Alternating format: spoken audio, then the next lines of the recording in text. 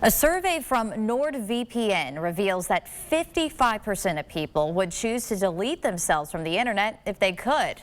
11% of people surveyed say they would pay more than $500 to become permanently anonymous online.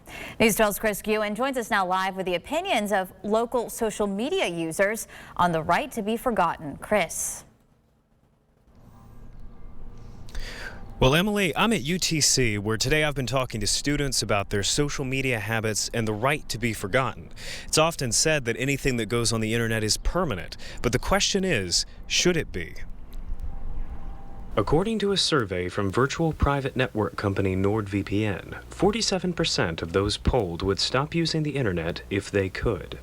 To see how this is reflected in Chattanooga, News 12 asked social media users at UTC about their habits. I know a lot of people who have issues with some content that they see on social media being bad for mental health and things like that, so they try and stay off certain social medias, but I haven't really had any issues with it. Both students we spoke to said they use social media about 4 hours a day. In the last year, I would say it's gone down dramatically. I've used it a lot, it's been a big distraction before.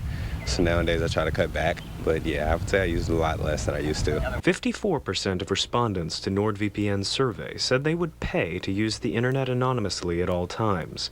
But if nearly half of internet users want to be anonymous, that raises a question.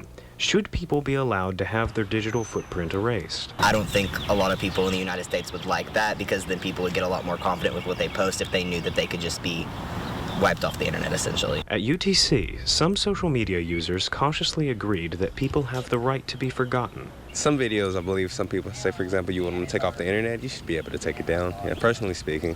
But, you can't, get rid of mistakes in life, so sometimes you just have to live with it. There are no laws in the U.S. guaranteeing a right to be forgotten, but such protections do exist in the European Union and other regions around the world.